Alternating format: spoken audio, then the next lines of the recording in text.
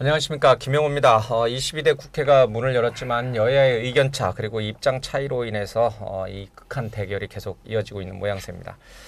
자, 숫자로 정치권을 분석해 주시는 홍영식 한길리서치 소장님, 그리고 팩트 정치권 이슈를 분석해 주는 박성태 사랑과 사회연구소 연구실장님과 얘기 나눠보겠습니다. 어서 오십시오. 안녕하세요.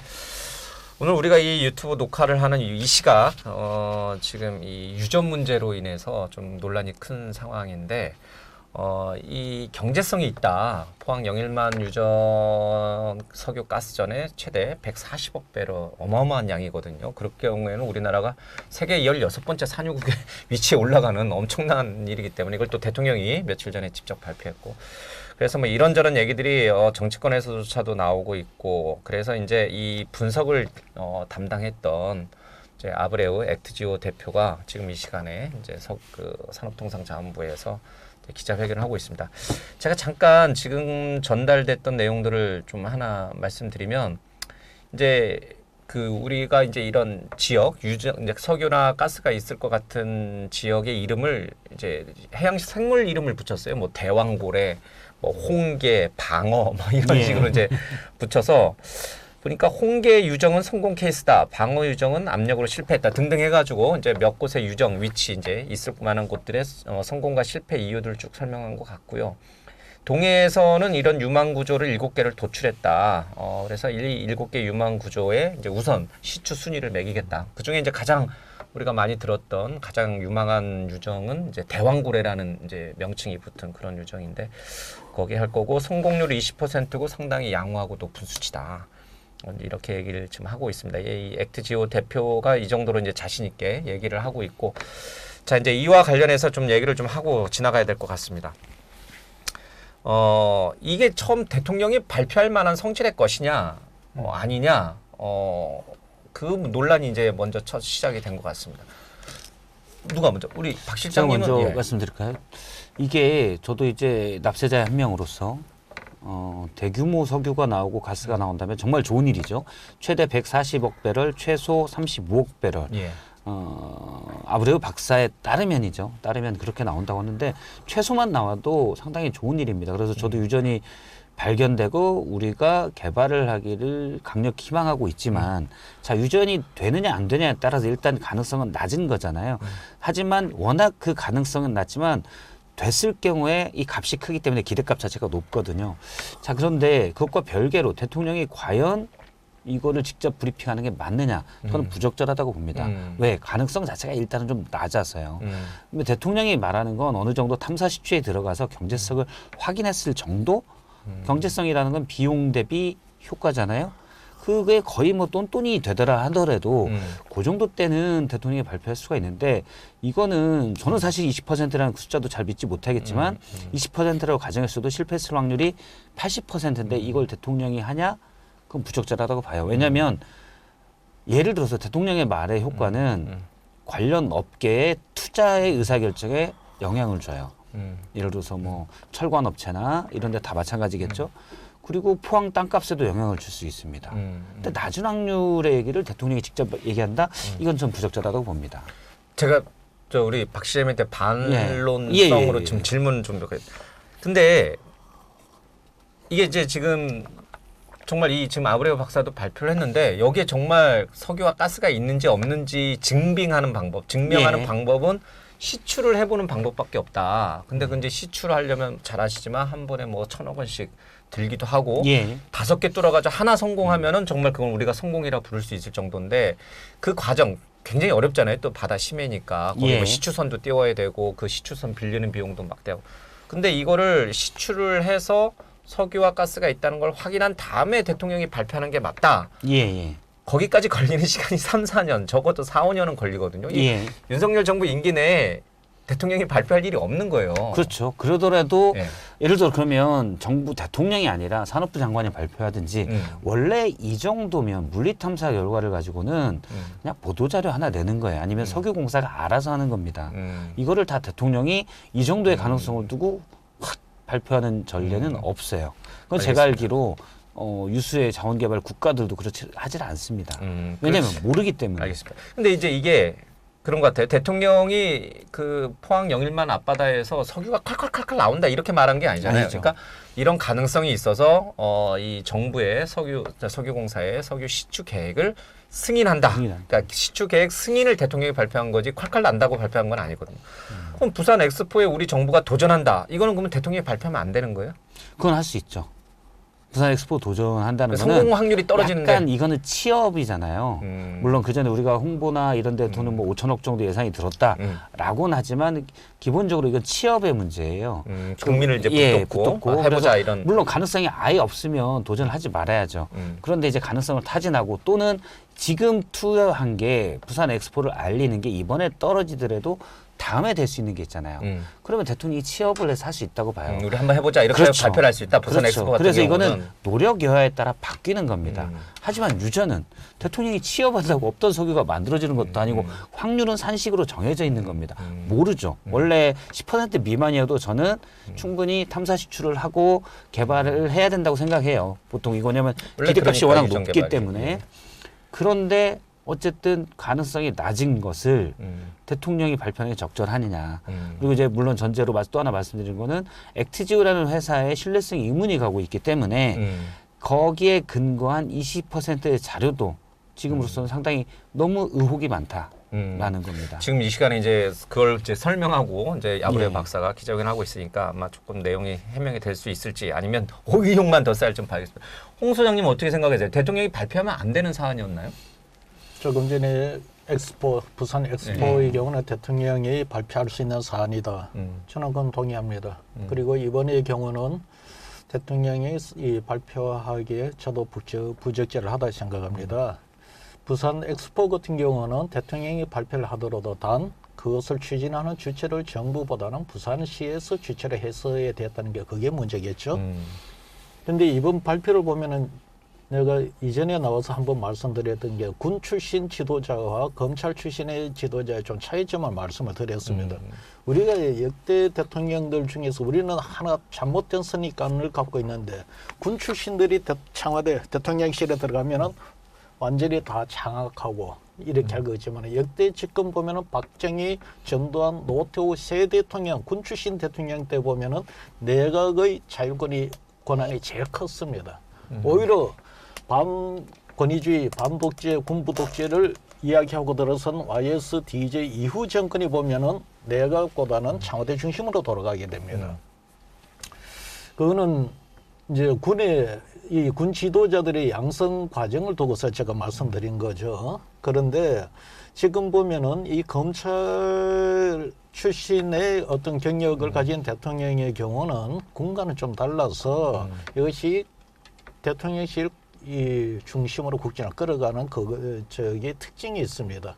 이번도 그런 과정에서 나온 것 같아요. 사실 이거는 장관급 정도 선에서 이야기 나오는 거고 진행이 돼야 되는 거고 더더기나 이 경우는 지금 두 번째 무슨 문제가 또 하나 있냐면은 이거는 이제 추진을 해야 되는 과정이 있는데 그 과정에 두고 이 예산 문제가 불거질 수가 있습니다. 이건 정치적 쟁점이 될 수가 있어요. 이 예산도 이제 국회 승인을 받아야 되는 거죠. 예. 어쨌든 간에. 이게 만약 석유공사가 자체적으로 한다면 제가 알기로는 국회 승인은 꼭 만약 석유공사가 자체 예산으로 한다면 자체 예산이 그런데 이제 그게 자체 예산 하더라도 논란이 될 수밖에 워낙 큰 없습니다. 규모니까. 왜냐하면 석유공사의 부실한 문제 논쟁이 벌어질 수도 있고 하기 때문에 그래서 이거는 사전에 그 통치 방식의 문제도 있지만은 또 하나의 문제는 실제 이것이 가능성이 있다면 이 사업을 놓고 볼 때 원활한 추진을 놓고 본다면은 전번에 조금 전에 말씀드렸는 부산 엑스포 같은 경우는 힘을 실어준다는 개념으로서의 어느 정도 이해가 가는데 이번의 경우는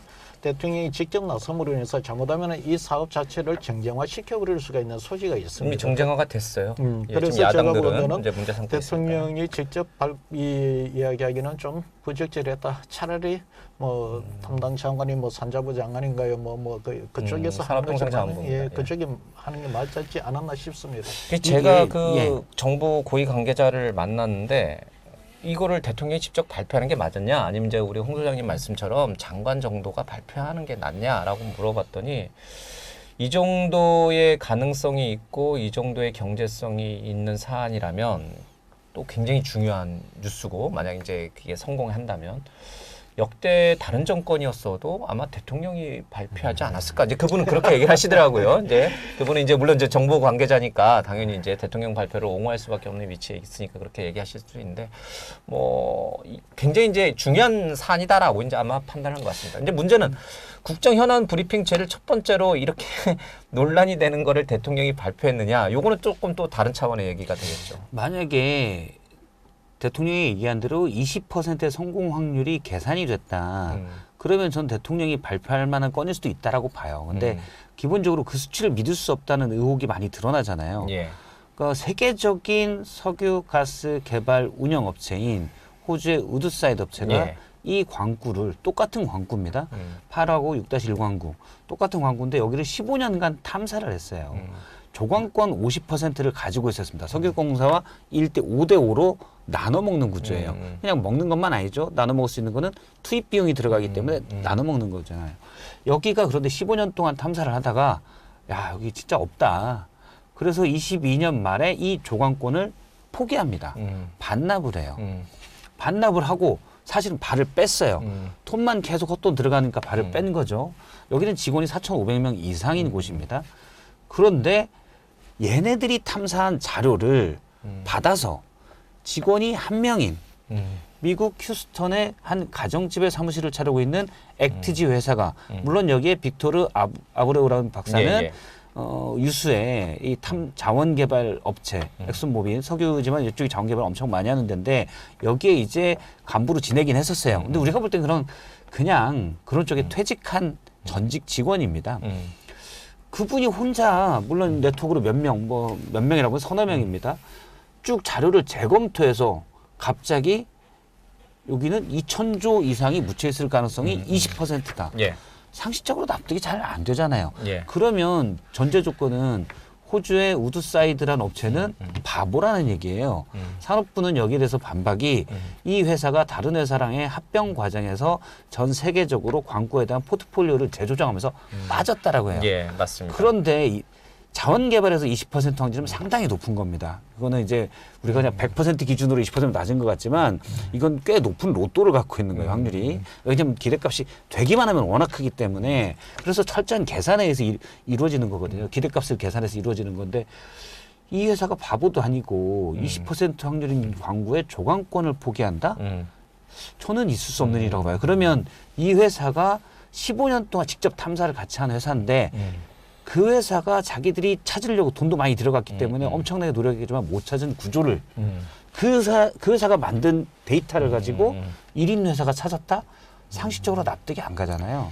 알겠습니다. 그럼 이분이 하나만 더 말씀드리면 이분이 아브레 박사가 엄청나게 권위자이고 실력이 있으면 이분이 언제 그 엑소모빌을 그만뒀는지 모르겠지만 2017년에 이 액티즈라는 회사를 창립하거든요. 창립자예요.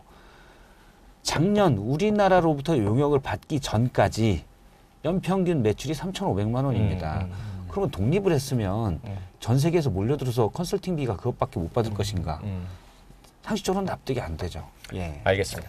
그런 이제 의문점들이 계속 제기되고 있는데 이거는 이제 잠깐 부연 설명을 좀 하겠습니다. 이건 뭐 최종근 서울대 에너지자원공학과 교수의 얘기인데 일단 이제 우드사이드 관련된 거는 이제 우리 박 시장님이 잘 설명해줬고 산업부 입장도 했으니까 그거는 이 대표 그러니까 이 아브레오 박사는 미국의 이제 라이스 대학을 나왔는데 이거는 여기는 이제 세계 겸임 교수죠. 예. 예.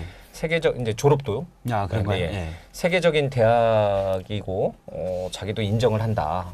에너지 쪽으로는 아주 명문대다라는 걸 얘기 좀 했고 그다음에 그 이제 휴스턴의 가정집에 조그맣게 이제 있는 본사가 있는 거 직원도 이제 1인 기업이다시피 한 그런 형태에 대해서도 이 최 교수님 뭐라고 얘기하냐면 이제 이런 휴스턴에 가면은 이렇게 컨설팅을 하는 부티크 형식으로 조그맣게 이제 하고 주로 이제 원격으로 온라인을 통해 가지고 각 전 세계에 있는 다른 전문가들과 이제 이게 온라인으로 미팅을 하고 협업을 하는 그런 형태이기 때문에 이런 뭐 조그만 규모의 이런 컨설팅 업체들은 굉장히 많다. 그러니까 이거 일반적인 형태다. 이게 뭐 이상한 게 아니다. 이제 그렇게 얘기를 했습니다. 매출 부분은 뭐 이건 그냥 그 자료로 나온 거니까 이렇게. 예, 요 정도는 제가 이제 부연 설명하고 이제 그다음 설명을 좀 가겠습니다.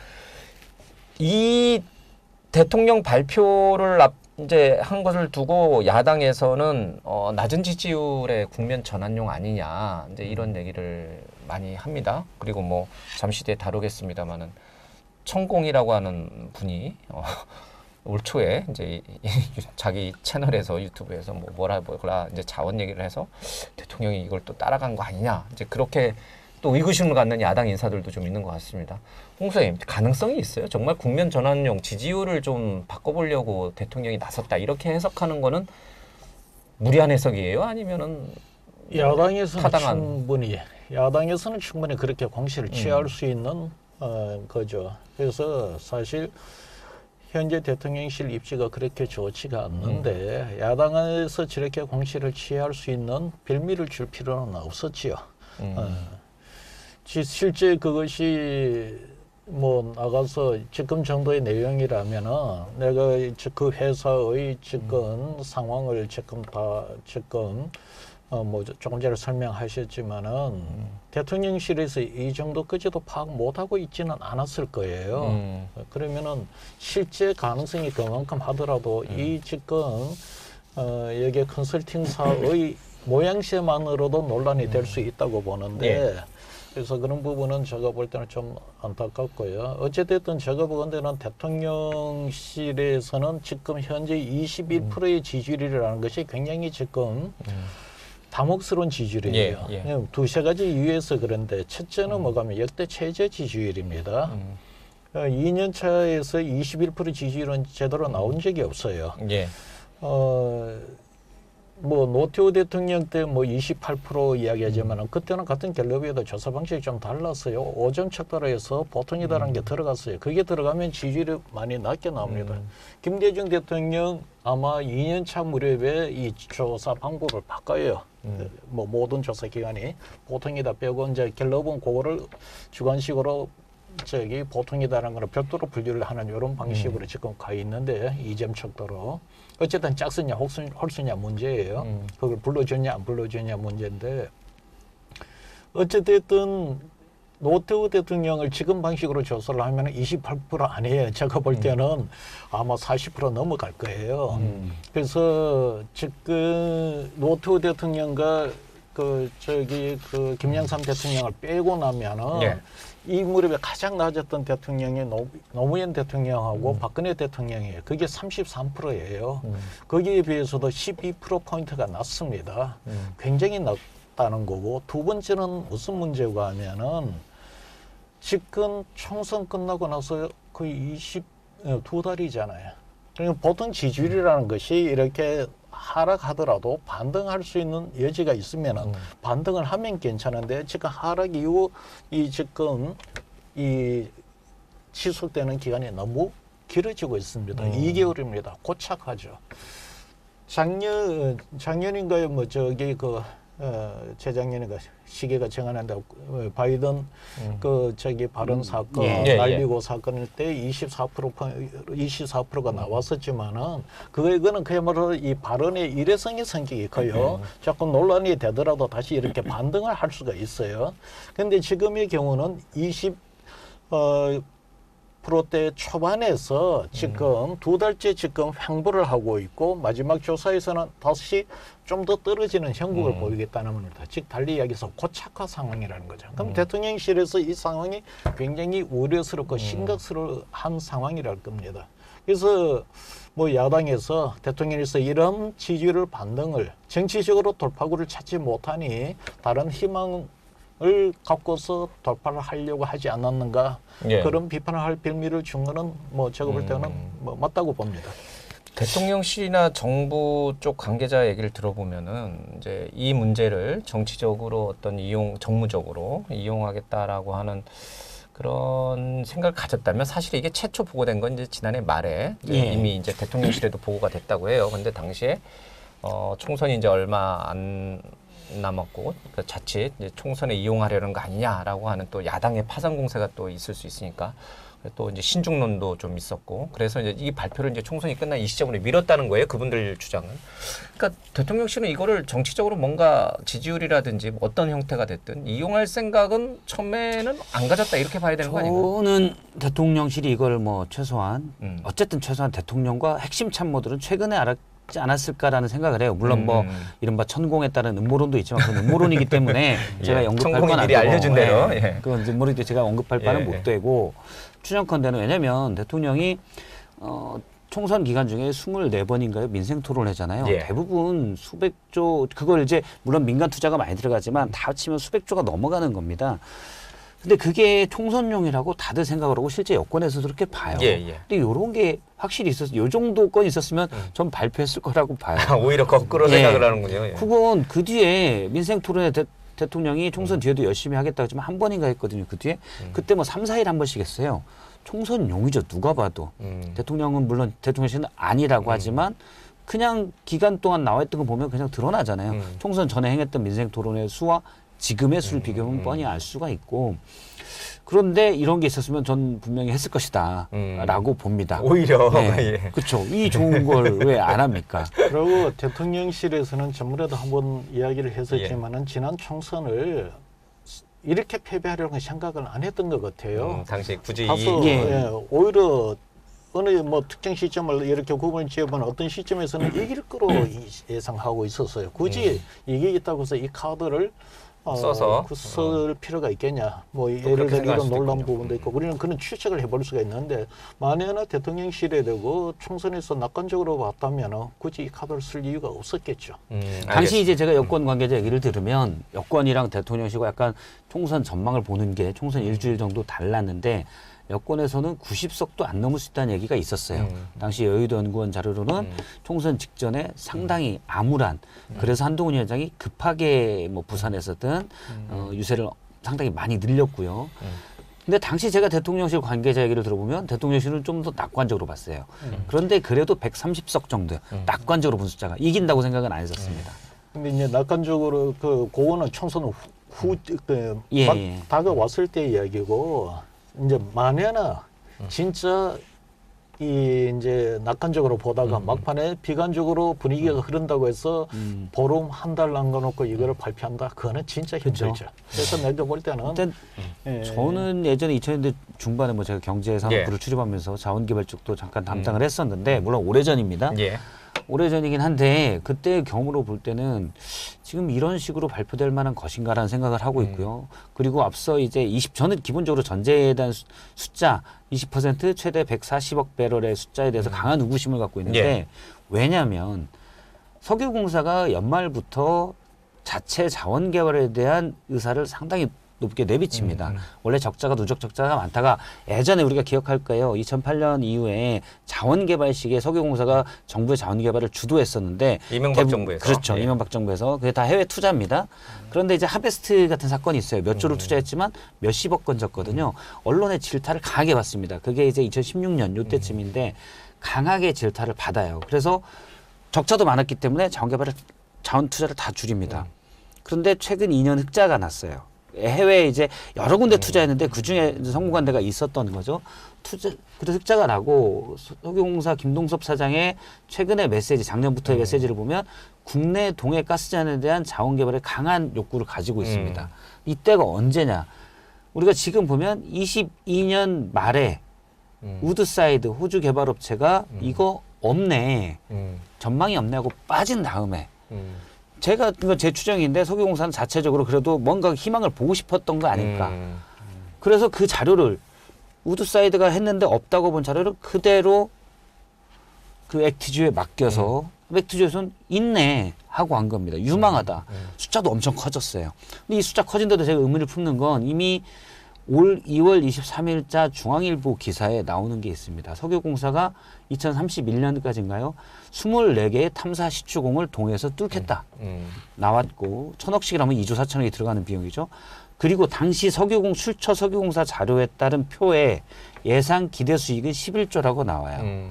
그 전에 광고 6-1 광고로 기억을 하는데 여기에서는 경상북도가 20여 년 쓸 수 있는 가스를 발견했다. 2019년 자료인가요? 석유공사에 그게 있습니다. 그러면 쭉 탐사한 업체가 경상북도가 20년 정도 쓸 가스가 묻혀 있을 가능성이 크다고 본 걸 갑자기 뒤에 우리나라 전체가 29년 쓸 가스 그리고 전체가 쓸 4년의 석유 엄청나게 숫자가 뻥튀기가 됩니다. 그럼 중간에 뭔가 새로운 팩터가 있어야 되잖아요. 예, 새로운 자료가 발견됐거나. 새로운 자료가 발견됐거나. 근데 그런 것들은 안 보여요. 왜냐하면 이미 탐사를 했던 것들은 세계적인 업체 우드사이드가 22년에 끝냈거든요.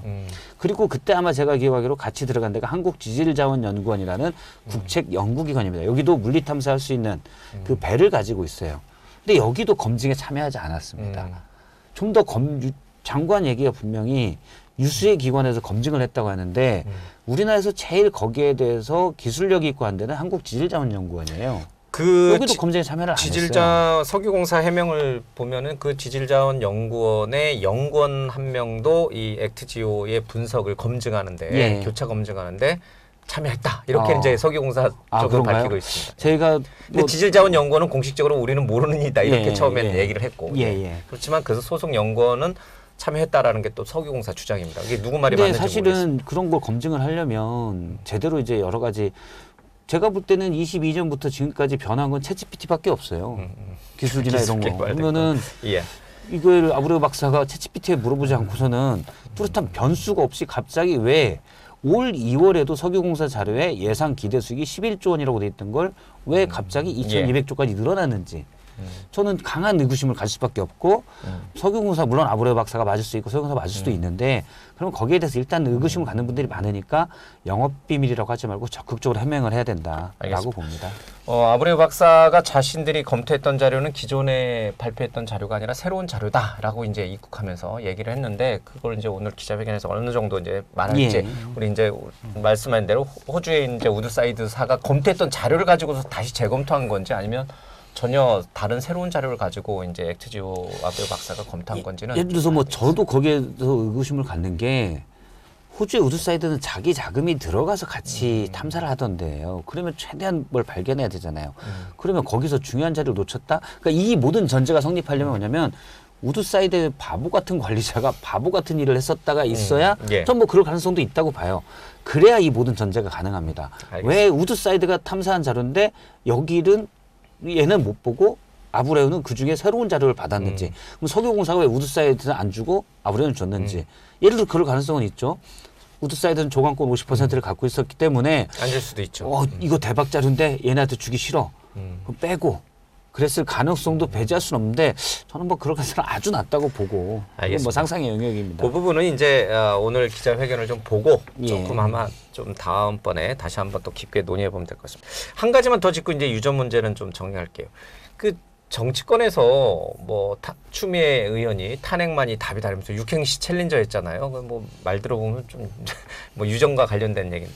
그리고 저쪽에 이제 국민의힘에서는 김민전 대변인이 또 뭐 추미애가 정신병 이러면서 욕하는데 좀 정치인들이 이 문제를 접근하는 사안이 약간 좀 어떻게 보세요? 육선 의원과 대학 교수까지 지내신 분들의 이 말 공방이 국민이 받아들이기가 참 어떻게 보세요?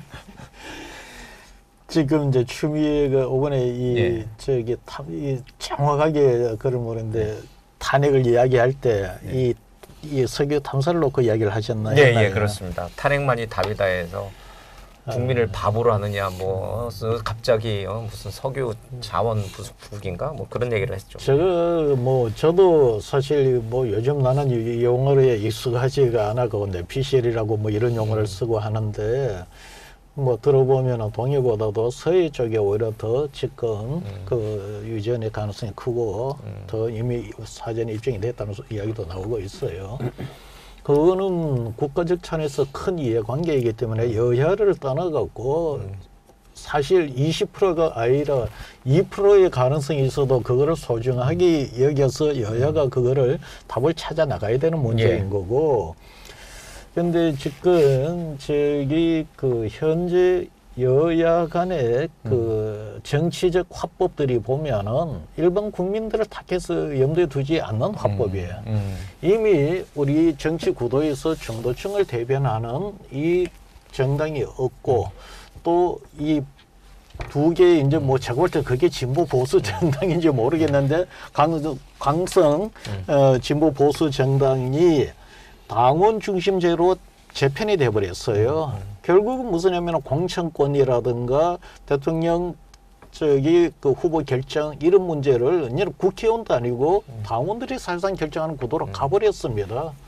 그런 상태에서 정치인들은 이제는 국민을 볼 필요가 없고 자기 진영 내의 그 의사결정을 하는 그 세력, 그러면은 먼저 책임당원, 권리당원, 먼저 이런 식으로 분류가 되는데 거기에 모든 것을 차점을 맞추다 보니까 화법이 점점 거기에 담아갑니다. 제가 유튜브는 많이 안 보는데 그래도 시사 쪽을 하니 유튜브가 어떻게 돌아가는지는 봐야 돼서 간혹 보는데요. 예. 거의 유튜브 수준의 오히려 일반 국민들보다도 아주 극한 보수 진보 진영의 유튜브의 그 화법으로 지금 정치를 하는 게 아닌가. 이제 이러다가 이제 언제 급하냐. 딱 급할 때가 딱 있습니다. 선거철 되면은 그때서 이제 정도층이 필요하니까 이제 화법도 바꾸고 뭐 화면도 바꾸고 분장도 하고 나오지만은 제가 볼 때는 그런 식으로 하는 것은 정치적으로 내가 볼 때는 굉장히 리스크가 크다. 국민들이 가만 갈수록 지금 중상층화, 중도화, 그 다음에 고학력화되는 상황에서 그런 극한 양진영의 그 판단에 의존해서 정치를 한다는 것은 한계가 있습니다. 우리가 조사를 보면 하나 특징이 있어요. 당신이 보수냐, 중도냐, 진보냐 물으면은 97년도 그 87년도 민주화 항쟁 이후에 저희들이 이제 조사를 한 게 92년도 3년도부터 했으니까 해갖고 그때부터 지금까지 보면은 거의 이게 저는 이걸 황금률 분할이라고 표현하는데 거의 3대 3이에요. 보수, 중도, 진보. 저희들 지표상으로 조사를 해보면은 거기 한쪽으로 더 기울 수도 있고 이렇게 할 수도 있지만은 뭐 1, 2년 기울었다 다시 또 3, 3, 3 이 비로 계속 맞춰집니다. 그래서 이제 한때 보수 쪽으로 기울어지면 민주당이 되고 이제 거기에 볼멘 소리로 뭐라고 이야기했냐면 국민들을 탓하죠. 기울어진 운동장이 기울어져서 우리 민주당이 아무리 해도 안 된다. 그러다 요즘은 이제 화법을 바꿨지요. 조사 기관을 탓합니다. 그 화법이 뭐가면은 보수 과표집. 조사 기관이 엉터리를 해서 보수만 응답해서 자를 뽑아서 그랬다라고 이야기를 하는데 지금 특징이 뭐가면은 보수 중도가 333으로 놓고 볼 때 제일 많이 나오는 게 중도입니다. 자기가 중도라고 응답하는 게 30 어느 조사를 봐도 제일 많이 나오고 이것이 총선 전보다 더 늘어나고 있습니다. 그러면 중도층이 늘어나는 상태에서 중도층의 화법이 아닌 강경 보수 진보층의 화법으로 이렇게 대응하는 거는 나중에 다시 손을 벌리려고 할 때 굉장히 한계가 있을 겁니다. 동의하는데 소장님 말씀에 제가 정치부 생활을 오래 하면서 제일 사실 어떻게 보면 우스꽝스럽다고나 할까? 이게 그런 겁니다. 예를 들어 대선 때가 되면 대선이나 아니면 뭐 총선도 마찬가지로 공천 때가 되면 후보가 되기 위해서 경선에서 이기기 위해서 각 민주당이면 민주당, 국민의힘, 국민의힘 강경파들의 호소를 해요. 그렇죠. 상당히 강성 목소리가 나옵니다.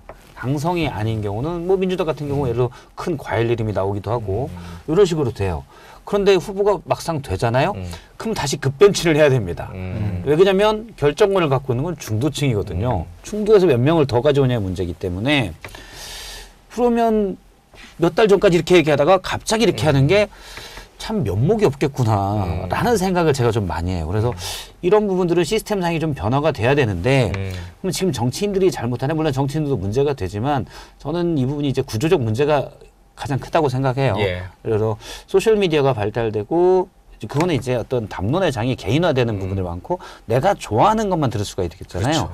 그래서 그 부분 때문에 이게 점점 확대되는 거예요. 이거는 대통령제이고 승자 독식이 발달된 미국과 우리나라가 더구나 소셜미디어가 발달하는 미국과 우리나라가 똑같은 현상이 일어나고 있습니다. 미국에서 트럼프 보면 아시겠지만 그리고 퓨리서치라는 기관의 조사에 따르면 정치적 지향에 따른 상대를 싫어하는 부분 이게 우리나라가 전 세계 1등이고 미국이 2등이에요. 유럽은 거의 90%가 싫어요. 우리는 정치적 지향이 다르면 서로 넌 나쁜 놈 이렇게 되는데 유럽은 그게 한 50%밖에 안 돼요. 거긴 내각제가 있어서 그래서 저는 시스템의 변화가 이건 필요하다. 정치 시스템의 변화. 네, 이렇게 생각을 합니다. 알겠습니다. 탄핵과 관련해서 야당의 탄핵과 관련해서 자꾸 이야기가 나오는데 뭐 한 번 탄핵해봤으니 자신감이 있어서 그런지 모르겠습니다만은 탄핵을 이야기할 때는 여러 가지 그 영향을 감안해야 돼요. 아마 탄핵이 지금 나오는 가장 큰 이야기는 대통령 지지율의 하락. 특히 지난주 갤럽 조사가 그 21%로 나왔죠. 28일에서 30일 1,001명을 조사를 했던 겁니다. 그 조사에서 21%로 나오니까 아마 민주당에다 더 자신감을 얻고 그런 이야기를 할지 모르겠는데 그렇다면 민주당이 진짜 탄핵을 끌어가려고 하면 그만한 힘이 있어야 돼요. 예. 힘이 있어야 되는데 그 당시 갤럽 조사를 보면 대통령 지지율이 21%로 떨어지는 건 맞아요. 그러면 대통령 지지율이 떨어지면 민주당 지지율이 쫙 올라가 줘야 될 거 아닌가요? 근데 어떻게 바뀌었냐면은 그 민주당 지지율이 이제 갤럽 기준으로 4주에서 5주로 넘어가면서 민주당 지지율은 31에서 29%로 오히려 2%포인트 줄어들었어요. 국민의힘은 29에서 30% 큰 변화가 없고요. 그러면 예를 들어서 대통령 지지율이 떨어지면은 민주당 지지율이 쫙 올라가 줘야 되는데 대통령 지지율 떨어져도 민주당 지지율은 변화가 없어요. 사실 지금 총선에다가 이렇게 대승을 했는 민주당의 지지율이 29%라는 게 이건 굉장히 낮죠. 조국 혁신당 지지율보다 지금 10% 안 넘어가요. 사실 조국 혁신당까지 합해서 내가 볼 때는 한 45%까지 가야 정상이에요. 둘이 합해서 제가 볼 때는 지금 40%도 안 됩니다. 지난주 갤럽 조사가 제 기억으로는 이제 민주당이 29% 네. 그리고 조국 혁신이 13%였습니다. 그러니까 예. 반윤 정서를 13% 반윤 40%. 정서를 민주당이 다 가져가지 못하는 부분은 있는데, 그건 이제 예를 들어 이재명 대표의 리더십에 대한 의구심도 있거나 여러 가지 또는 민주당은 어쨌든 뭐 매스 정당이니까 크니까 아무래도 과격한 표현을 못 하고 반윤 정서가 아주 강한 분들이 이제 정권 퇴진을 얘기하는 조국 혁신에 가는 그런 효과도 조금은 있는 것 같아요. 그리고 또 이제 그 정치적인 총체적인 힘을 그러면은 대통령 지지율 다음에 봐야 되는 게 정당 지지율이고 그 다음에 봐야 되는 게 아까 이야기했던 정치 지형이에요. 보수 중도 진보가 국민들이 어떤 식으로 분포가 되느냐. 갤럽 조사에 보면은 5주차 즉 발표 기준으로 5주차가 보면은 보수가 26.9고 진보가 28.3%예요. 큰 차이가 없습니다. 반면 중도가 31.8%가 나와요. 자. 이런 상황에서 중도가 동의를 안 해주면은 탄핵이란 이런 에너지가 나올 수가 없습니다. 알겠습니다. 그리고 마지막으로 하나 더 있는데 지난 박근혜 대통령 탄핵 때 촉발 요인이 되었던 거는 정치인들이 아니에요. 10대 학생들, 20대 그 비정치권의 어린 애들이 들고 일하면서 이것이 촉발이 되었던 거죠. 근데 지금 그 층들이 안 움직인다는 겁니다, 아직은. 저도 이제 소장님 말씀에 그분 동의하는 게 2016년 탄핵 국면을 생각을 해보면 당심이 민심을 끌고 가는 게 아니에요. 당시 국감 때 이제 국감 때 그 최순실 했던 미르 재단에 대한 얘기들이 많이 나옵니다. 수많은 팩트들이 나와서 국정농단의 수많은 정황들 증거들이 나오면서 민심이 먼저 뒤집어졌어요. 사실은 정치권은 그 뒤에 따라갔습니다. 그렇죠. 예를 들어서 초반에 일부에서는 뭐 거국 내각을 구성하자 이런 얘기도 했을 때 민심이 무슨 말도 안 되는 소리냐. 안 된다. 물러나야 된다. 거기에 사실은 정치권은 수습하기 좀 바빴습니다. 물론 정치권이 어느 정도 역할도 해야 되지만 절대 정치권에서 탄핵을 얘기했는데도 탄핵이 이루어지는 건 아니에요. 거대한 민심이 받아야 되고 그거는 그냥 기분 나빠가 아니라 사실 국민들이 와 이건 정말 말이 안 되라는 포인트들이 있어야 돼요. 근데 물론 최상병 문제 수사 외압이랄지 몇몇 포인트들이 있지만 제가 볼 때는 저희가 뭐 다 언론 계시니까 아시고 2016년 때와 비교해 보면 당시는 모든 방송 2016년 가을에 모든 방송 모든 신문이 컨텐츠의 뭐 거의 3분의 2가 국정농단 상황이에요. 지금은 그 정도는 아니거든요. 그래서 너무 정치권에서 탄핵 얘기를 앞서가 버리면 오히려 희석됩니다. 될 것도 안 돼. 탄핵을 해서는 안 되지.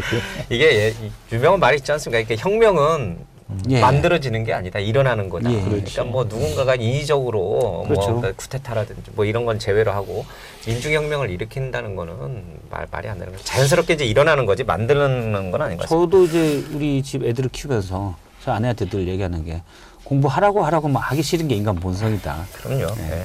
하지 말라고 해야 합니다.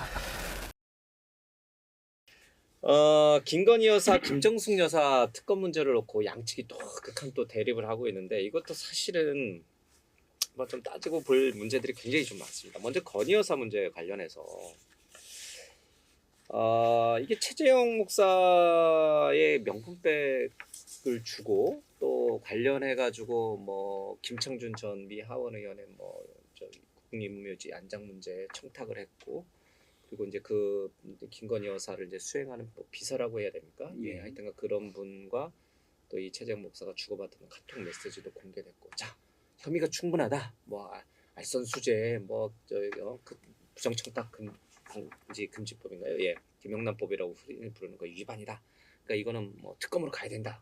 이렇게 이제 주장하는 부분이 있고, 우리가 이제 그런 거는 이제 서울의 소리에서 다 영상을 공개했으니까 다 봤잖아요. 야, 이거 뭔가 이 트랩인데 이거 당한 건데 이게 무슨 할 거냐? 아니다. 이렇게 이제 주장하는 사이에 갑자기 검찰에서 김건희 여사를 공개 소환하느냐? 정해진 게 없다. 또 이런 논란까지 막 커졌어요.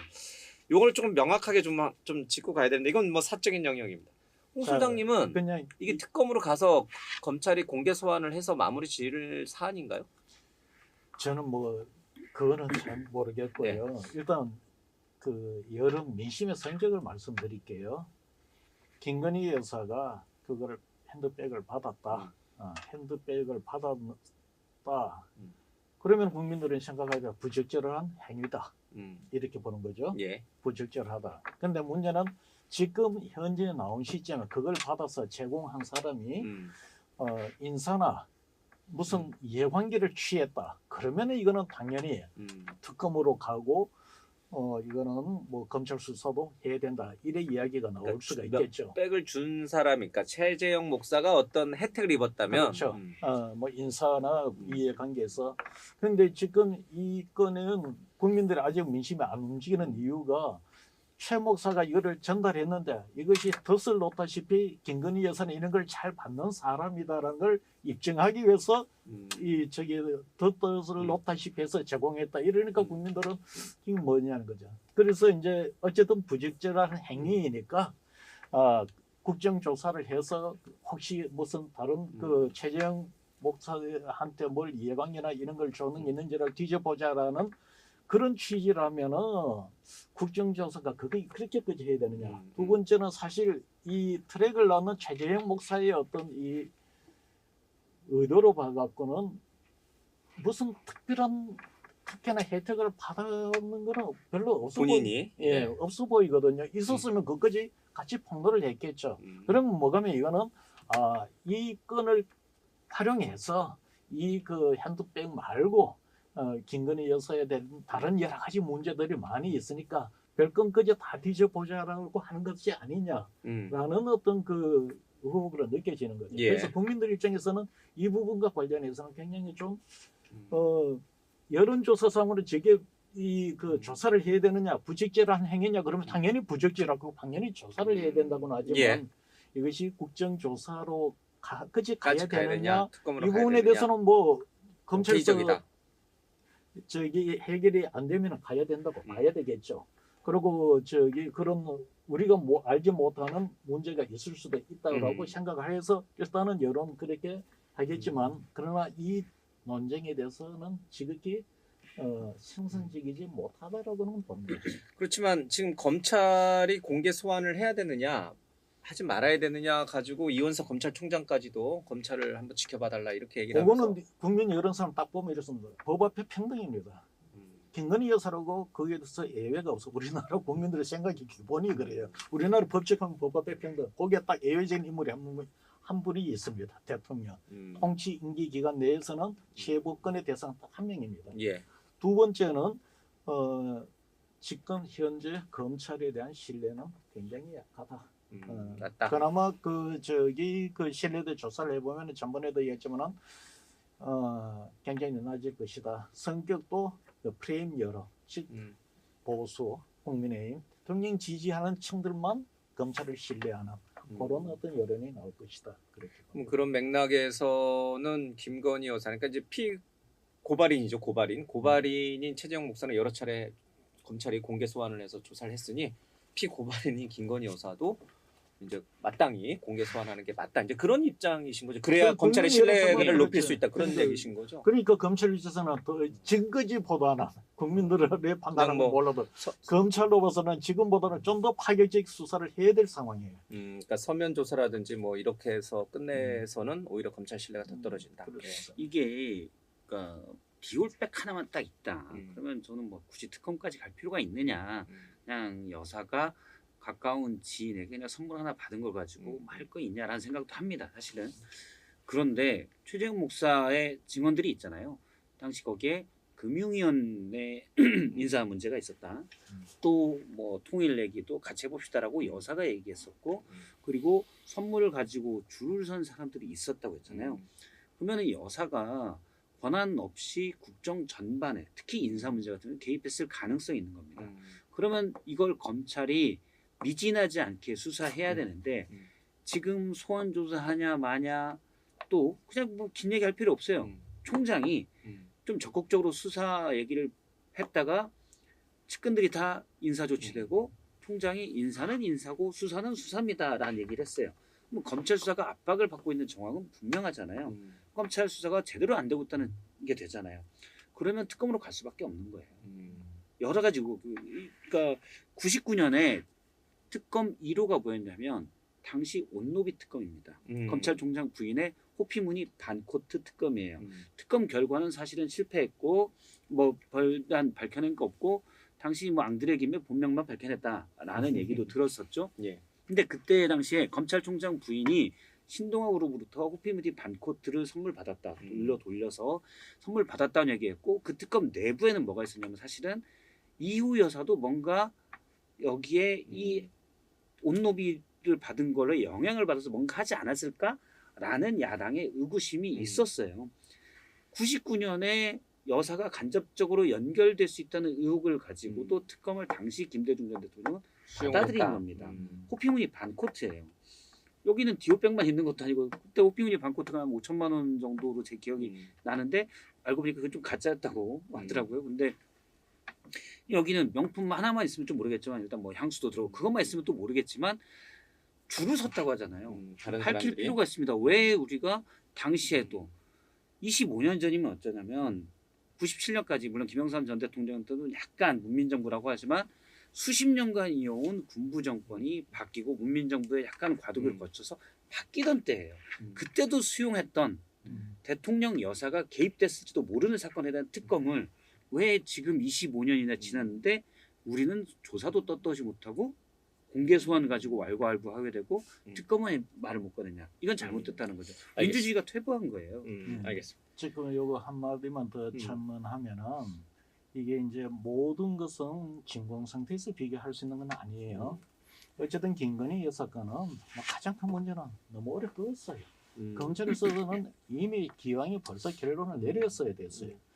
그런데 지금 이거 갖고서 너무 오래 끌면서 국정에 이제 아까 이야기했던 인사나 이해관계의 어떤 특혜는 없었다고 치더라도 더 큰 차원에서 본다면 국정에 지금 영향을 미치니 이제 특검을 가자는 거고 두 번째로 또 하나는 어쨌든 현 대통령의 검찰 출신이에요. 검찰총장 출신이기 때문에 이 사건에 대해서는 좀 더 예외적으로 특검에 대한 요구가 클 겁니다. 그 김대중 대통령 그때 이거는 여담입니다만은 그 특검 온노비 사건 특검 때 저희들이 그때 조사를 했었어요. 예. 이걸 특검을 해야 되느냐 말아야 되느냐. 특검을 해야 된다는 여론조사 굉장히 높게 나왔어요. 나왔더니만은 청와대에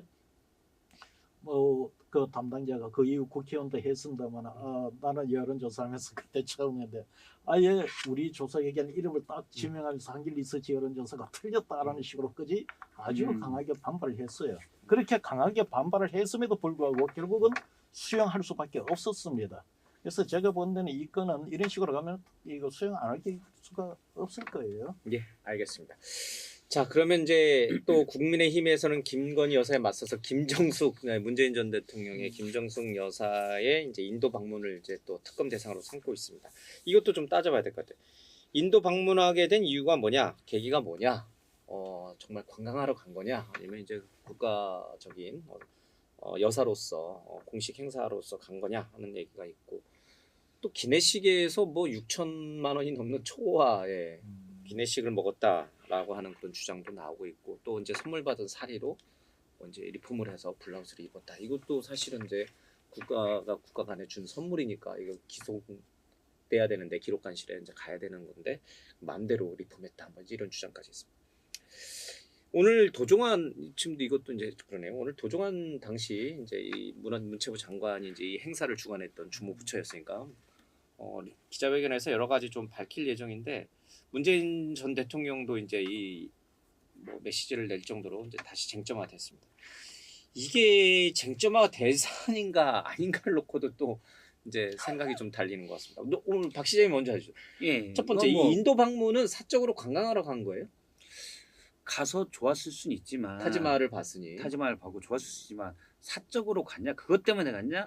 오늘 이제 도종환 장관이 오전에 인터뷰를 한 걸 제가 쭉 봤는데 그렇게 볼 수는 없죠. 예를 들어서 우리가 한 회사에서 뉴욕 출장 이번에 누가 갈래? 근데 마땅히 다른 사람이 안 돼서 저쪽에서는 좀 높은 사람이 오길 원래 바래서 이제 가야 될 실무자가 있는데 저쪽에서는 우리 좀 행사도 있고 좀 높은 사람이 있어서 샌프란시스코라고 합시다. 샌프란시스코에서 그래도 거기 저기 뭐 부국장 정도 와주시면 좋겠는데요. 갔어요. 그분은 나 가기 싫은데, 이게 아니라 샌프란시스코 가서 구경도 하고 오케이 좋아 이러고 갈 수 있잖아요. 그렇다고 해서 그분이 오케이 좋아했다고 해서 이걸 부적절하고 할 수 있느냐? 그건 아니라는 거죠. 저는 김정수 여사가 좋은 마음에 갔을 수 있다라고 생각을 해요. 타지마할 못 가서 그 전에 아쉬웠는데 오케이 좋아 했을 수 있다고. 그럼 그게 부적절하냐? 그건 아니라고. 그 부적절하냐 적절하냐의 문제는 일단 절차의 문제가 있을 것이고, 두 번째는 외교는 스킨십 문제인데, 인도에서는 뭘 좋아할까? 인도에서는 사실은 문체부 장관 오는 것보다는, 문체부 장관이 그냥 대표로 오는 것보다는 여사가 오면 훨씬 낫죠. 그러면 외교 목적이 된 거예요. 본인들은 이제 외교적인 격을 놓고 봤을 때는 영부인이 오는 게 훨씬 낫다. 그렇죠. 오늘 도종환 장관 얘기는 그렇더라고요. 초청장이 이제 문체부 장관이 받은 거는 그 유피주에서 거기 관광부 차관이 보낸 거고, 투트랙으로 당시 모디 총리가 따로 그러니까 인도 정부가 공식으로 여사에 대한 초청이 따로 온 거다라고 얘기했고, 그 전에 문재인 전 대통령이 그 넉 달 전에 방문했을 때 그때 모디 총리가 허황우 기념공원 만드는데 꼭 참석을 해달라고 얘기를 했었다고 그러더라고요. 저는 사실 그런 걸 잘 몰라서 그거 공원 만들 게 중요해라고 얘기를 생각을 했었는데, 거기 이제 예전에 인도 분이 허황우라는 분이 우리나라에 와서 그 가야인가요? 거기에 같이 이렇게 된 분이어서 한 인도 간의 협력의 상징처럼 돼 있고, 또 그런 것을 감안했을 때는 여사가 가는 게 뭔가 또 상징성이 있다 이렇게 판단을 했다고 하더라고요. 그럼 이 비용의 효과에 적절해서 외교는 무조건 이 비용이 난여죄를 따지길 떠나서 일단 스킨십을 해서, 인도가 또 중요한 국가잖아요. 그럼 가서 꼭 손해볼 건 없지 않느냐 그렇게 생각을 합니다. 지금 김건희 여사 건하고도 똑같은데, 예를 들어서 김정수 여사가 가서 거기에 수행했는 사람들이 엄청난 인사적인 어떤 특혜를 누렸거나, 아니면은 그 사적인 어떤 그 네트워크망을 데리고 갔다든가, 그러면서 돈을 그만큼 썼다든가, 그러면은 이게 또 이제 예를 들어서 다른 뭐 이야기라겠지만은, 여행 가면은 외유는 다 여행을 갖다 붙일 수가 있는 겁니다.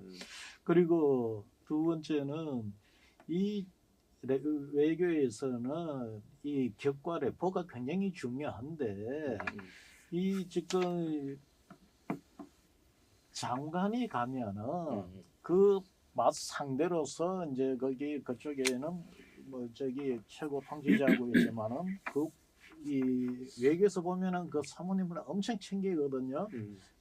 영부인을 챙기는 이유가 뭐가면은, 공식적으로 이루어지는 협상과 별건으로 이 영부인들 간의 협상에 의해서 이루어지는 비공식적으로 공식적으로 이야기 못하는 부분을 그 채널을 통해서 많은 이야기가 오고 가는 겁니다. 그래서 보면은 뭐 외교 외무고시까지에서 왜 저기 정상회담 하면은 영부인 저런 거 취미 꺼지게 저렇게 챙기나 싶지만 예. 다 그걸 염두에 두는 거고 비공식적인 그런 채널 또한 그 공식적인 채널에 있어서의 상호간의 레포를 위해서 그래 하는 겁니다. 예.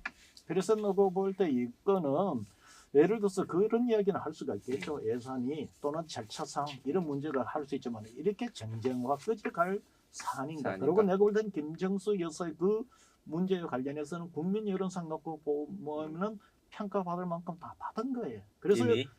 네, 지금 그렇죠. 그 지난 대선에서 그런 결과가 나온 거 아닙니까? 그 사람들은 이제 약간 이제 중요한 사안에도 관심이 많지만 약간 지역적인 것, 특히 이제 초와 기내식 논란에 좀 관심이 많더라고요. 뭐 어떻게 뭘 먹어야 이제 6,500만 원 정도가 될지. 뭐 대통령 당시- 출장 많이 가보셨을 거 아니에요? 저는 사실. 대통령 출장을 못 가봤어요? 아, 예.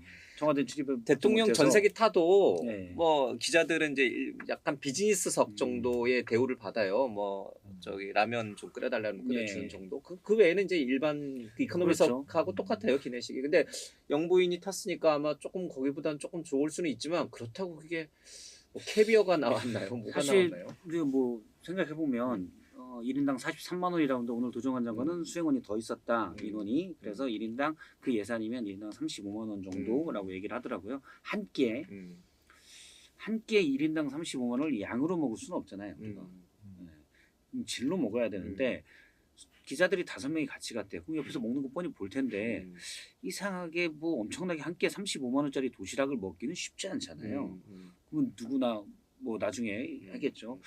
그래서 이거는 약간 미스테리한 부분들이 있지만 이거는 그냥 개정 처리를 대한항공이나 당시 문체부 측에서 그냥 다 몰아서 개정 처리를 한 것 같다라는 느낌이지 그걸 가지고 35만 원짜리 먹었을 리는 없고. 네. 그럼 좀 이런 너무 지엽적인, 물론 뭐 관심은 갑니다만 너무 지엽적인 것 같아요. 그러면 거기에 대한 예를 들어서 뭐 여사가 당시 수천만 원짜리 와인을 계속 끼니마다 먹었다 그런 정황이 있다면 모르겠지만 저희가 그냥 상식적인 추정은 계정을 그냥 잡다한 계정을 모아서 식사비로 넣지 않았겠냐라고 보는 게 타당하지 않나라는 생각입니다. 그러니까요. 근데 이거는 또 사실은 모르겠어요. 이제 국민의힘 의원들은 이제 대한항공 쪽에 당시 뭘 먹었는지 자료 요청을 좀 하고 있는 모양인데 대한항공에서는 뭐 이걸 공개할지 안 할지는 잘 모르겠습니다. 이제 의원실에 줄지 안 줄지. 뭐 그냥 간단하게 밝혀질 일인 것 같아요. 그렇죠? 2018년 자료여서 대한항공도 그때 세목을 상대적으로 놓지 않았으면 지금 모를 아직까지 수도 갖고 있는 예. 뭐 그럴 수도 있다라고 봐요. 그럼 뭐 대한항공 쪽은 정확히 몰랐었는데 다른 의원이 윤건영 의원이 대한항공 쪽에 비공식적으로 하니까 자료가 없더라. 문체부도 자료가 없더라. 그런데 모르겠어요. 그게 상식적으로는 뭐 그냥 계정을 이상하게 분류해놨을 것 같은 느낌입니다. 예, 문재인 대통령도 SNS에 뭐 이 부분 이제 초와 기내식이란 부분에 굉장히 이제 약간 화가 많이 나신 것 같았는데 예전에 이제 노무현 대통령 논두렁 시계랑 비슷하게 망신주기성으로 김정은 여사에 대한 그런 건지 아니면 실제로 뭐가 진짜 어마어마한 식사를 하신 좀 건지 이해가 안 가는 게 우리가 만참 아주 고급을 음식을 먹으려면은 아주 저기 비행기관이 인도 현지에 갔어.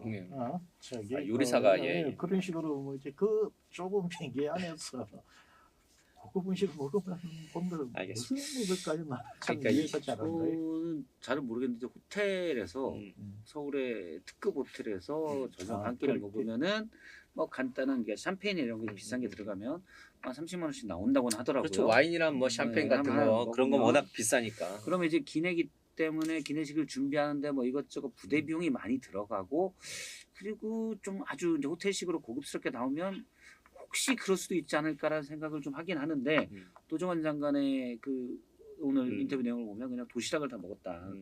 도시락도 물론 호텔들은 비싼 거는 10만 원씩 하긴 해요. 뭐 거기에 이제 좋은 비싼 샴페인이 들어간다면 그럴 수 있는데 약간 거기에 부대비용이 좀 더 들어갔지 않았을까 싶어요. 예. 요즘에 뭐 호텔에서 파는 팥빙수 한 그릇이 13만 원인가 하는데 아, 그래요? 그런 거를 먹은 건지 후식으로 잘 모르겠습니다. 어쨌든 간에 너무 허무맹랑한 얘기인지 아니면 뭐 근거가 있는 얘기인지는 뭐 간단하게 이제 파악이 될 수 있는 것 같습니다. 시간이 많이 흘렀지만 하나는 좀 더 하고 이제 끝내도록 하겠습니다. 뭐 지금 여야 22대 국회 개원도 지금 이제 좀 갈등이 좀 있어서 아직 저 개원 당원 원구성도 지금 안 되고 있는데 그거보다는 이제 국민의힘 전당대회가 이제 7월, 그러니까 얼마 안 남았어요, 그렇죠? 이제 다음 달 25일로 예. 결정이 됐고 잠정적으로 한동훈 위원장은 뭐 당원 100%가 됐든 뭐 일반인 비율이 얼만큼이 됐든 뭐 상관없이 나올 거고 나오면은 되는 거는 너무 기정사실화돼 있다 이런 얘기였습니다. 한동훈 위원장이 당 대표가 되는 것을 싫어하는 분들이 있다. 그것을 좀 막고 싶어하는 분들이 있다. 이런 얘기도 세간에 많이 있습니다. 자, 한동훈 위원장은 그걸 다 듣고 있을 거란 말이에요. 그럼에도 불구하고 본인은 이번 기회에 당대표에 나설 거다라고 하는 게 대체적으로 많은 분들이 다 관망하는 겁니다. 왜 그런 리스크를 안고 당대표에 나서려고 할까? 예. 그런 것들이 좀 궁금해집니다. 뭐 혹시 심심해서 그래요. 너무 어렵게 생각할 아니 필요 무슨 이렇게 없습니다. 그래도 당 대표까지 지낸 사람인데 뭐 심심해서 당 대표에 다시 도전한다 이 얘기는 좀. 제가 이제 총선이 지난 다음에 한동훈 위원장이 계속 다른 방송에서 얘기했던 게 템플스테이를 가져라. 그렇죠. 그 제가 얘기 하시잖아요. 많이 했었습니다. 좀 잠시 쉬는 게 낫다. 제가 심심해서란 거 왜냐면 막 일을 하다가 지금 정치권 뉴스 한동훈 위원장 제가 알기로도 뉴스를 계속 보고 본인에 대한 기사를 계속 모니터링을 합니다. 근데 하는 일이 없어요 지금은. 그렇잖아요. 직이 없잖아요. 예. 사실은. 그럼 뭔가 뛰어들어서 자기가 일을 하고 싶을 거예요. 그래서 제가 아예 워컬릭입니까? 워컬릭보다는 그러니까 저 결정적인 건 이런 거예요. 사실은 총선에 참패를 하면서 실패했잖아요. 저는 한동훈 위원장 때문이라기보다는 대통령 때문이라고 봐요. 한동훈 위원장 때문에 오히려 조금 더 큰 참패를 약간 막았다고 저는 개인적으로 생각을 합니다. 그런데 어쨌든 결과는 한동훈 위원장이 깃발을 들고 간 선거에서 참패했기 때문에 자존심이 엄청 상할 겁니다. 어떻게 살아오면서 한 번도 겪어보지 그렇죠. 못했겠죠. 한동훈 위원장은 누구나 인정하는 엘리트의 길을 쭉 걸어왔거든요. 제가 한동훈 위원장의 지인들을 만나서 들어보면 뭐 한번 어떤 자리에서 얘기한 것 같은데 한동훈 위원장이 대검 과장일 때, 그러니까 부장 말고 과장일 때 총장이 퇴근 전에 퇴근했다는 거예요. 6시에 가버렸다. 네. 이 자리에서 얘기는 모르겠는데 근데 왜냐면 그 정도는 지금 대검 과장한테 물어봐도 그런 일은 없다. 총장이 부르면 대검 과장급 이상은 언제든지 대기해야 되는데 없다라고 얘기를 해요. 그 정도로 자기 애고가 강한 사람입니다. 자기는 자신감이 있는 거죠. 그런데 제가 볼 때는 이번 총선이 처음으로 실패한 것이기 때문에 저는 다른 것들 뭐 정치라고 국민들 그걸 다 떠나서 개인적으로 저는 뭐 사람과 사이 연구소 아닙니까? 사람의 기본적인 실존적 문제에서 그걸 만회하고 싶을 거예요. 손 놓고 기다릴 수가 없습니다. 그래서 많은 사람들이 당대표를 다시 맡아도 실패할 가능성이 크다고 얘기하지만 본인은 나는 잘할 수 있어. 내가 정말 당원들에서 선출된 대통령이 사실상 영향력을 행사해서 임명된 비대위원장이 아닌 당원에 의해서 선출된 당대표가 된다면 정말 제대로 이끌어서 성공할 수 있어라는 의욕이 지금 강할 거예요. 한동훈이라고 하는 사람의 인생 역정에서 실패는 없다. 그거를 그렇죠. 보여주고 싶어 한다. 그거를 만회하고 싶은 욕구가 제일 클 겁니다. 무슨 뭐 어려운 사람 그거 다 말짱 꽝이고요. 원래 사람이 다 자기 입장에서 저도 그 들고 자기 입장 생각해요. 본인 의지로서 사실은 본인의 실패를 만회하고 싶은 욕구가 클 건데 제가 늘 그래서 얘기한 게 그래도 쉽지 않다. 그러니 2년간 한 템플스테이 가면 그때 다시 찾을 거다라는 얘기입니다. 기자들이 물 먹으면은 이제 그렇죠. 뭐 반가이라고 하잖아요. 그렇죠. 예, 이제 그걸 만회하고 싶어하는 그런 강한 이제 집착과 그렇죠. 욕망에 사로잡히는데 한동훈 위원장이 딱 그 케이스다. 엘리트들이 특히 그게 더 강합니다. 본인의 실패를 용납할 수 없어요. 제가 한 예로 들으면 뭐 이름을 대면 알만한 아주 유명한 분이 계세요. 아주 엄청난 집안의 사위였고 이분이 30패스했고 과거부터 엄청나게 대단하신 분이었어요. 그러니까 한 20년 전에. 그런데 이분이 나중에 증권 전문가로 변신을 해요. 사실은 사회적 당시 지위로 보면 훨씬 더 큰 장관 정도 그냥 하실 분인데 왜냐면 선물 옵션 투자했다가 망했어요. 그래서 들어보니까 그분이 직접 한 얘기예요. 내가 사실 우리나라의 천재로 쭉 있었는데 이 선물 옵션이라는 게 나를 실패를 처음 맛보게 한다. 이런 나쁜 녀석 내가 널 깨주겠어. 그러면서 그쪽으로 가는 거예요. 엘리트들이 오히려 그런 아집들이 있습니다. 도망가 있을 거예요. 예, 그래서 겸허하게 돼야 되는데 사실은 특히 엘리트들이 뭐 오만이 있기 때문에 겸허하기가 쉽지 않아요. 실패를 한 번도 해보지 않은 한동훈 그렇죠. 위원장에게 지난 총선은 쓰라린 패배였고 그것을 소위 말해서 기자들처럼 반가이하기 위해서 이번 당대표에 도전하는 것이다. 뭐 제가 틀릴 수도 있지만 저는 인간 본성에 따라서 그럴 수 있다라고 보고 그걸 제가 앞서 이제 심심해서라고 얘기를 하는 겁니다. 가만히 지켜볼 수가 없는 거예요. 그런 것도 있어요. 심심해서라고 하는 그 말 속에는 이런 반가이 뭐 이렇게 좀 그렇죠. 뭔가 해보고 싶은 것도 있고 플러스로 좀 이렇게 대중들의 집중적인 관심을 받았잖아요 총선 때. 그렇죠. 그거에 대한 향수, 우리가 소위 말하는 연예인병 뭐 그런 것도 좀 포함되는 말이에요. 무의식적으로 그런 것도 당연히 들어가죠. 그래서 제가 템플스테이 가라는 얘기는 핸드폰이 안 터지는 대로 가셔라. 왜냐하면 계속 그 반응들이 있다가 없으면은 답답하거든요. 알겠습니다. 이건 이제 우리 박 실장님의 개인 내피셜적인 해석의 영역이고 뭐, 우리 홍 소장님. 내피셜로만 예, 이야기할게요. 제가 볼 때는 2년 전에 한동훈 법무부 장관이 되고 나서 그때 차기 대권 주자로 한동훈 법무부 장관의 다음 대선에 나오느냐 안 나오느냐, 그때 뭐 한동훈 그 당시 상황을 감안해서 여러 가지에서 많은 분들이 대선 절대 안 나올 거다, 본인도 안 나온다라고 했으니까. 근데 내가 그때 했던 얘기가, 내가 대통령 안 나오면 왜 손에 장을 쥔다는 식으로 그런 투로 표현을 했어요. 그건 왜 그런가 하면은 이 검찰 권력, 법무부 장관의 권력과 정치 권력은 맛이 다릅니다. 이건 전혀 다릅니다. 어떤 게 더 맛있어요? 검찰이나 법무부 장관은 그야말로 규정에 의한 그 권력이에요. 반면 정치적 권력이라는 건 굉장히 많은 자유로운 자의적 권력입니다. 그리고 그 정점도 달라요. 이거는 저에게 올라가봐야 장관이 거치고 이거는 대통령이에요. 그런데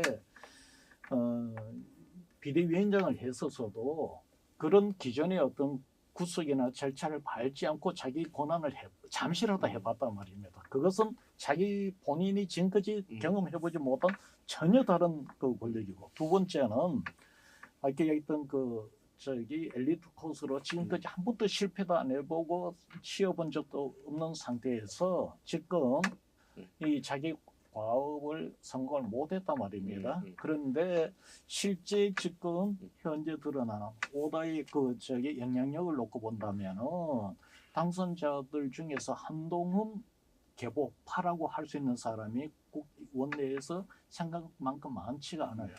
그 두 번째는 조급함이죠. 이 상태에서 방치를 못하던 어떤 정치적 상황에서 어떻게 될지 모른다. 세 번째는 내가 볼 때는 참모 면이 있습니다. 한동훈의 참모는 윤석열 대통령의 참모나 그 이전의 보수 정치인들의 참모하고 달라요. 소위 운동권 심판을 했지만은 한동훈은 전향한 운동권을 활용한, 어떻게 보면 차도를 했다고 봐야 되겠죠. 해서 운동권을 심판을 했던 겁니다. 그래서 한동훈의 전략은 전통적인 보수의 전략하고 달라요. 그래서 뭐 대선 선거 기간 중에 대통령 출당 이야기도 뭐 있었는지 모르겠지만 이야기가 나오는 거고, 5.18 헌법 전문 이야기도 나오고, 이런 것이 기존의 보수층들이 쓰는 그런 전략이 아니에요. 성격이 달라요. 근데 이 참모들로 이제는 한동훈이고 다 이렇게 구성이 되어 있는데, 이 참모들은 보수 진영에 자리가 없는 사람들이에요. 이 사람들은 그야말로 2년 동안 벽수로 있어야 돼요. 그냥 마인드 드는 데다가 이 사람들이 계속 가서 아마 한동훈한테 가서 대표 나가라고 이야기를 할 겁니다. 그래서 지금 한동훈의 어떤 정치적 한동훈식 정치 해석이나 지금 이 살아온 방식을 놓고 볼 때 보수의 컬러가 좀 다르다 해서 한동훈은 지금 상태에 두고 불안하고, 한편에서는 초조하고, 한편에서는 자기가 실패하지 않았던 인생에 대한 어떤 만에 이런 것이 아주 복합적으로 이제 들어가는데, 이제 정치적인 요인까지 들어갔다. 알겠습니다. 예, 아이고 오늘 두 분과 함께 뭐 다양한 이슈에 대해서 좀 재밌는 얘기를 좀 나눠봤습니다. 뭐 혼맥랑한 사안인데도 굉장히 정치권에서 쟁점화시키는 게 우리 일반 국민 입장에서 보면 참 납득이 잘 안 되는데, 또 그게 또 정치인 것 같습니다. 오늘 두 분 말씀 잘 들었습니다. 고맙습니다. 감사합니다.